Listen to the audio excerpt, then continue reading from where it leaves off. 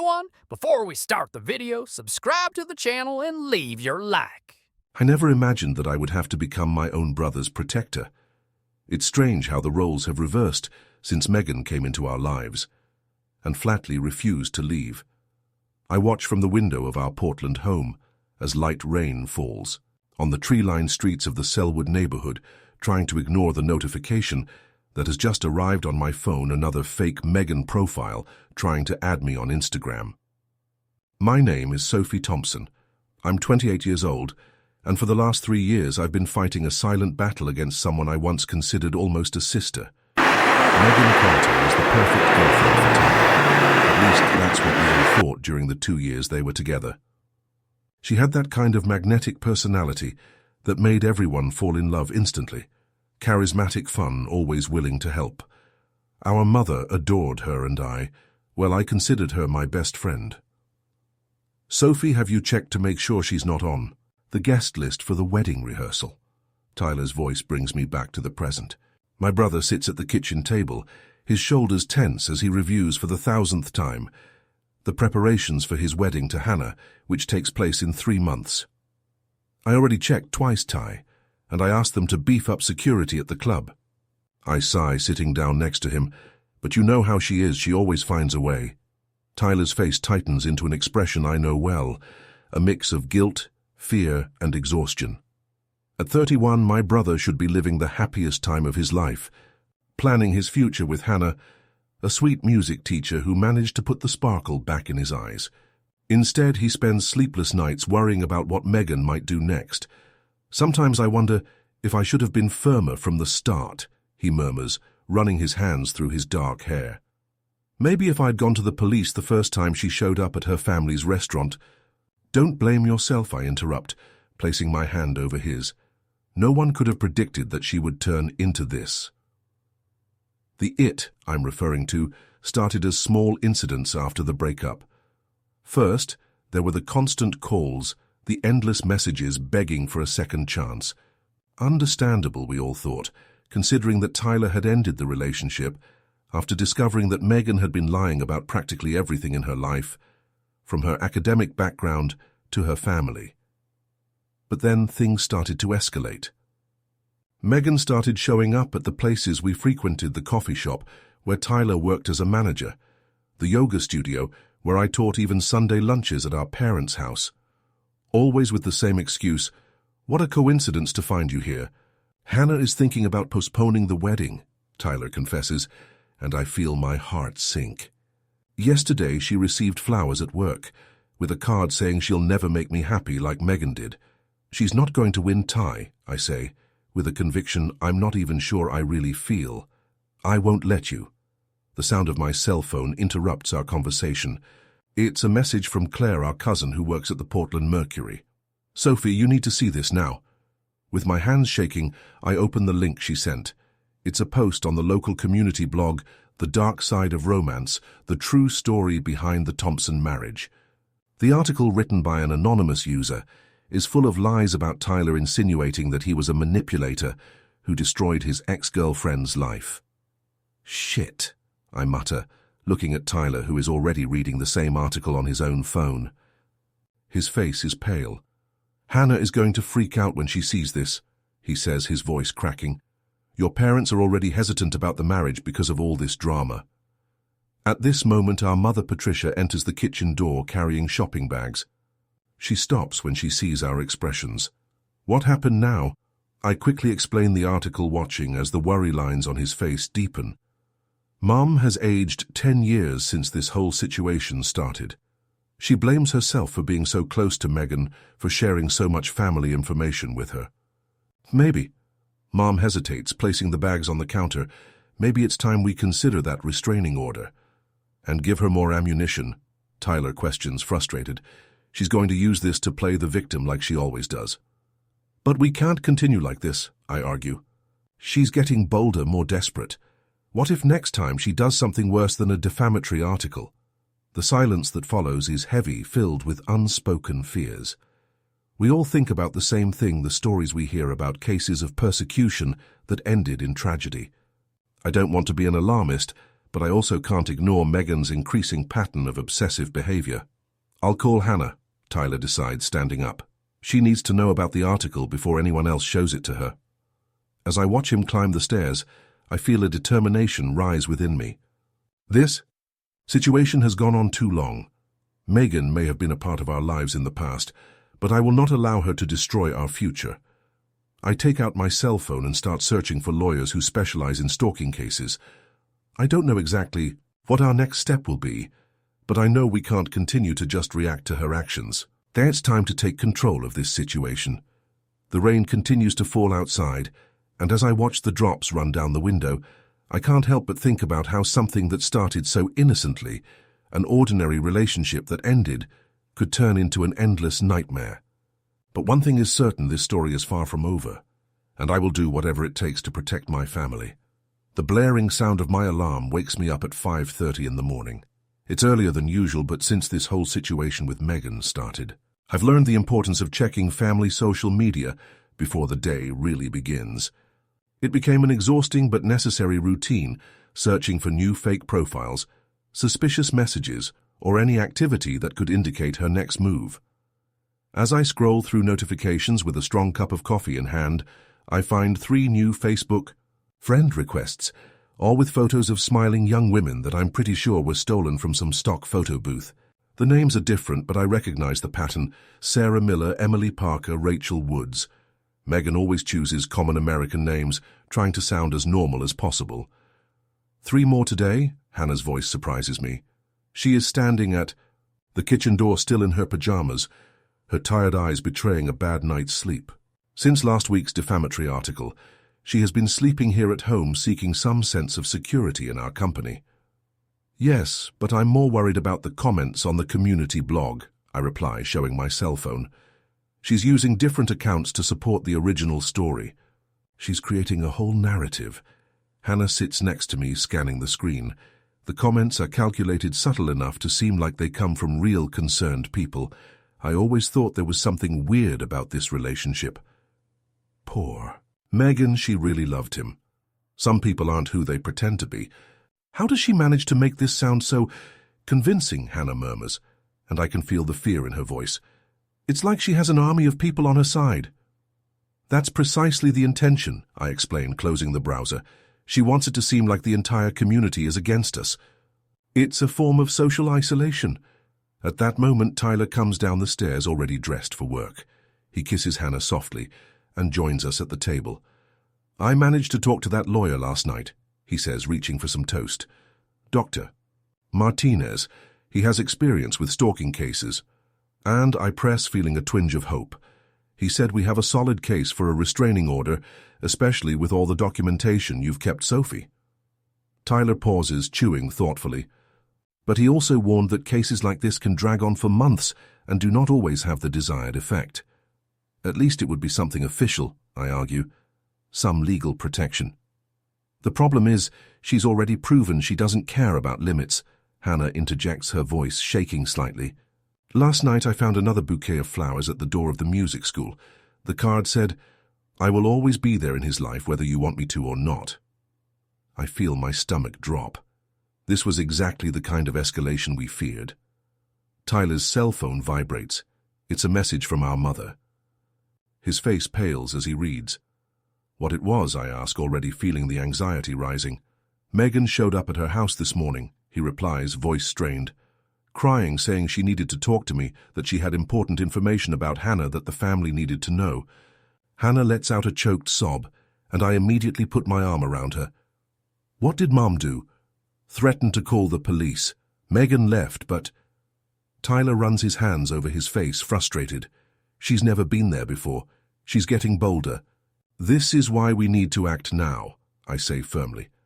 I'm going to call Dr. Martinez today. I also think we should consider hiring a private investigator to document all this harassment properly. How much will this cost? Hannah asks softly. We're already spending so much on the wedding. Money doesn't matter, Tyler states, taking your hand. Your safety, our safety, is most important. I pick up my cell phone again and start taking notes. I'm going to create a timeline of all the incidents from the last 3 months. The lawyer will need dates, evidence, witnesses. Sophie, Hannah interrupts me gently, how can you handle it being the person who has to deal with all this? The question takes me by surprise. For a moment I feel my defenses waver. I don't know.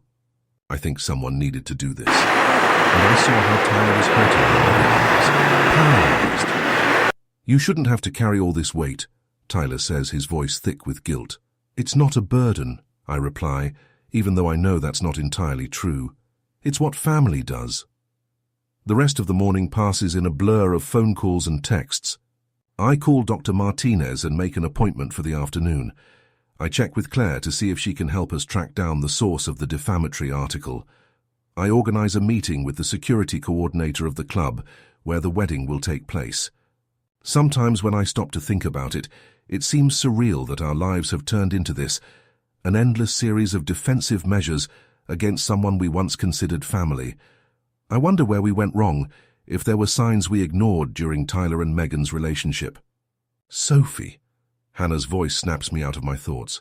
She's about to leave for work but stops at the kitchen door. Thank you for everything. I smile at her, feeling a surge of renewed determination. No matter what Megan tries to do, she won't be able to destroy this family. Not while I can do something about it. But as I check my social media, once again deleting suspicious new friend requests, I can't help the shiver that runs down my spine. Because I know that somewhere right now, Megan is planning her next move.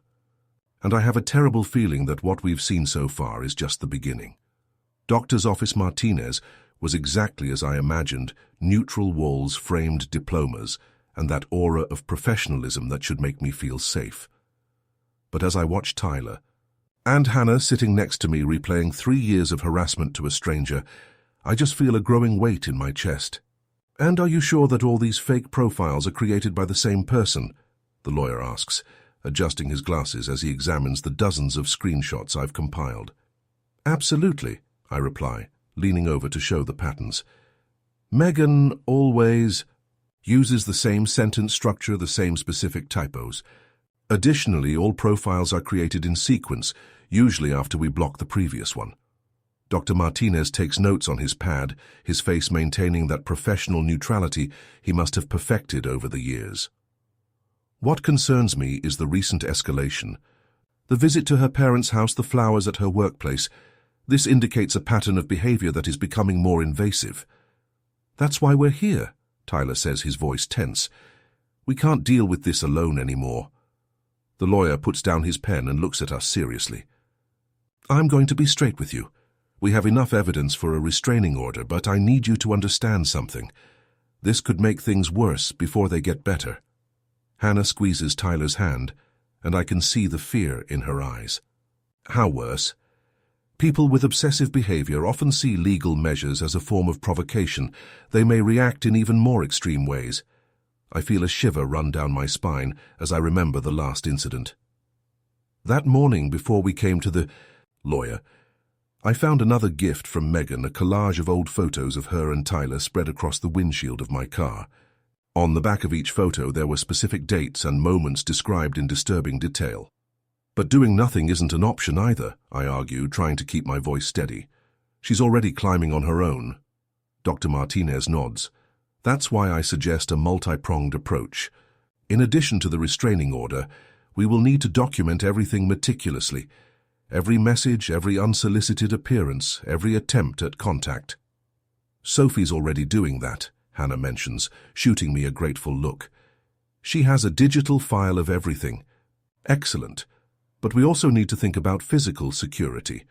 I suggest security cameras in your home's changing routines, maybe even considering private security for the wedding. The mention of marriage makes Tyler sit up straighter. About that. We're thinking about postponing it. No, the word escapes my lips before I can stop myself. We can't let her win like this. Sophie's right, Dr. Martinez interjects softly. Postponing major life events because of a stalker only validates their behavior and increases their sense of power over you. We left the office 2 hours later with an action plan in place and a pile of documents to fill out. As we walk to the parking lot, I notice a familiar figure across the street, Claire, our cousin, waving discreetly. You go ahead, I tell Tyler and Hannah. I need to talk to Claire for a minute. Claire works as an investigative journalist, and since the defamatory article appeared, has used her resources to try to trace its origin. I quickly cross the street to meet her. I have news, she says bluntly. I was able to track down the IP where the article was posted. You won't guess where it came from. Surprise me. From the public library where Hannah teaches music. I feel my stomach sink. She's watching us more closely than we thought. There's more, Claire continues, lowering her voice. I've been looking into Megan's past. You know how she always talked about that ex-boyfriend from college in Seattle? I nod, remembering the dramatic stories Megan used to tell about a toxic relationship she had before meeting Tyler. Well, it doesn't exist. In fact, I found a pattern. Every town she's lived in has similar stories, relationships that ended badly, accusations of cheating, smear campaigns against ex-boyfriends. So we're not the first, I murmur, feeling a mixture of relief and terror. Relief at confirming that we were not the ones who provoked this behavior, terror at realizing we are dealing with someone who has done this before. No, but you're the one she's chased the longest, Claire replies, handing me a folder. Here's everything I could find. It might help with the legal process. I head back to the car, head spinning, finding Tyler and Hannah waiting for me. Before I can share Claire's findings, my cell phone vibrates with a message from an unknown number. Nice law firm. I hope Dr. Martinez is as good as they say. He's going to need to be. I show Tyler the message, watching his face pale. How did she... She must have followed us, I reply instinctively, looking around the parking lot. I don't see anyone, but that doesn't mean anything. Megan has always been good at staying in the shadows. This has to end, Hannah whispers, her voice shaking. I can't live like this anymore. I hug her tightly, feeling her fragility, but also her strength. Hannah didn't give up. She didn't let Megan take her away from Tyler, and that means a lot. It will end, I promise, although I don't know exactly how. We have a plan, now we have proof, and most importantly, we have each other. As I drive home, I keep an eye on the rearview mirror, a habit I've developed over the past few months. Claire's folder weighs heavily on the bench next to me, containing stories of Megan's other victims. Tomorrow, we will begin filling out the e-halsey documents for the restraining order. It's a first step, even if small, but that night lying in my bed, I can't sleep. I think about all the other people Megan has chased before us, wondering if they've spent nights like this too, staring at the ceiling, waiting for her next move. And I wonder, not for the first time, if there really is an end to stories like this, or if some people just come into our lives to leave permanent scars. The revelation of Claire's investigation into Megan's past was still echoing in my mind when I received a frantic call from Hannah the next morning. His voice shook as he tried to form coherent words. Sophie, she was here. What do... You mean at music school? I was already reaching for my keys, heart racing. No, in my apartment. Someone broke in while I was at work. Hannah paused, trying to compose herself. All the pictures of me with Tyler. She crossed out my face in all of them, and she left. She left an old wedding dress on my bed. Don't move. I'm coming there now. As I drove, I called Tyler and the police. It was the first time that Megan had actually broken into a property, and something told me that this was just the beginning of a new, even more disturbing phase. When I arrived at Hannah's apartment, 2 police officers were already there, photographing evidence. The yellowed wedding dress was spread out on the bed like a ghoulish ghost. I recognized it immediately from the old photos Megan used to show. It was the dress her mother had worn, the one she always said she would wear when she married Tyler. We found this too. One of the police officers handed me an envelope. Inside was a handwritten note. Some family traditions are sacred. You can't break a promise of true love. Tyler arrived minutes later, breathless and pale. While he comforted Hannah, I grabbed my cell phone and called Claire. I need you to find out more about those other victims, I whispered, moving away from the group, especially about how it all ended in each case. Sophie. Claire hesitated.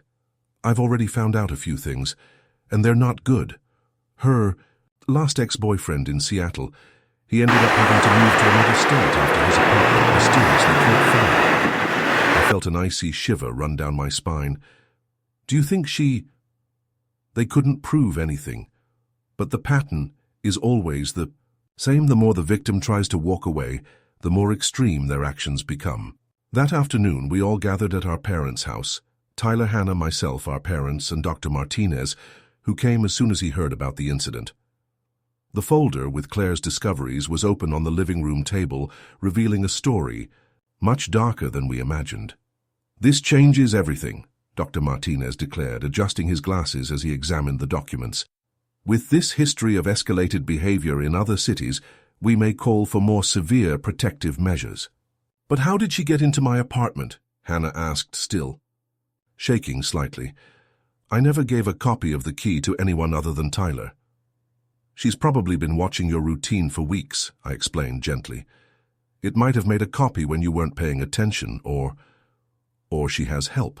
Tyler added, his voice thick with realization. "Remember Marcus, that guy who always showed up in the same places as us? We thought it was a coincidence, but what if?" "I'll look into it," Claire promised, making notes in her notebook. "If she has an accomplice that could give us more legal ammunition." Dr. Martinez began to outline a more aggressive plan of action. Security cameras would be installed in all of our homes. Later that night, security guards would be hired for the wedding, and a private investigator would begin monitoring Megan's movements. "As for you, Hannah," he turned to my future sister-in-law, "I suggest you stay at the Thompsons for now. Your apartment is no longer safe." I watched as my mother instantly went into protective mode, insisting that Hannah take the guest room, promising to make her favorite cake for dinner. It was comforting to see how our family came together in times of crisis, even if the reason was so upsetting. Later that night, as I helped Hannah settle into the guest room, she surprised me with a question. "Sophie, do you think she'll ever really—" "Stop." I stopped arranging the pillows, carefully considering my answer. "Honestly, I don't know. But I know we won't let her win, no matter what she tries. Sometimes I wonder if it wouldn't be easier to just—" Hannah let the sentence trail off, but I understood what she meant. It would be easier to give up, leave Tyler, walk away from this whole nightmare. "Hey!" I held his hands in mine. "You're the best thing to happen to my brother in a long time. Don't let Megan steal that from you." A noise from downstairs interrupted us. It was Tyler coming up the stairs with a strange expression on his face. "Sophie, you need to see this." He showed me his cell phone. It was a live stream on Instagram from an account I didn't recognize. The camera showed the interior of our family restaurant filming from a hidden angle. Megan was there, sitting at a table, smiling directly at the camera while holding a glass of wine. "It's time for everyone to know the truth," she told the camera. "And this time no one will silence me." As we watched, transfixed, the number of viewers of the broadcast continued to rise. Megan began telling her twisted version of the story, painting Tyler as the villain and herself as the victim of a family conspiracy. "We have to do something," Hannah whispered, but I was already dialing the number for the restaurant's night manager. "Frank, I need you to call the police now. Yes, right now. And don't let her get out of there." But when the police arrived 15 minutes later, Megan had already disappeared, leaving only an empty wine glass and a note. "The show is just starting." The broadcast had been viewed by more than 1,000 people. That night, while everyone was trying to sleep in our house-turned-fortress, I stayed up reviewing the newly installed security cameras on my phone. Every movement in the shadows, every distant noise made me startle. The truth is, Megan was no longer just chasing Tyler. She was at war with all of us. And something told me that his next move would be even more spectacular and devastating. Megan's livestream from her family's restaurant was just the beginning of a week that would change our lives forever. The video went viral locally, generating a wave of comments and speculation in the Portland community. While some questioned Megan's sanity, others began to doubt our family just as she had planned. The next morning, I woke up with a feeling of restlessness that I couldn't explain. Breakfast was a tense affair, with everyone obsessively checking their phones, waiting for her next move. Hannah barely touched her food, her eyes constantly darting toward the windows, as if she expected to see Megan emerge at any moment. "The private investigator called," Tyler announced, breaking the silence. "It turned out Megan rented an apartment 3 blocks away using a fake name. She's been watching us a lot more closely than we thought. And there's more," I added, showing my cell phone. Claire found connections between Megan and Marcus, that guy who always showed up at the same places as us. They went to school together in Seattle at the time of the fire. My mother let out a shaky breath. We need to do something. We can't wait for her to try something worse. Dr. Martinez was able to schedule an emergency hearing for the restraining order, I reported. But it's only next week. It might be too late, Hannah murmured, her voice thick with fear. As if to confirm their worst fears, all of our cell phones started ringing simultaneously. It was a new live broadcast from Megan, this time from a location. I immediately recognized the club where the wedding was scheduled to take place. Dear followers, Megan's voice sounded sickly sweet as she walked through the ballroom. Today I'm going to show you where the happy couple plans to celebrate their charade of love. But first, I have some shocking revelations about Hannah Marshall that you need to know about. Turn it off, I ordered, seeing the panic in Hannah's eyes. She wants to destabilize us. We can't let her.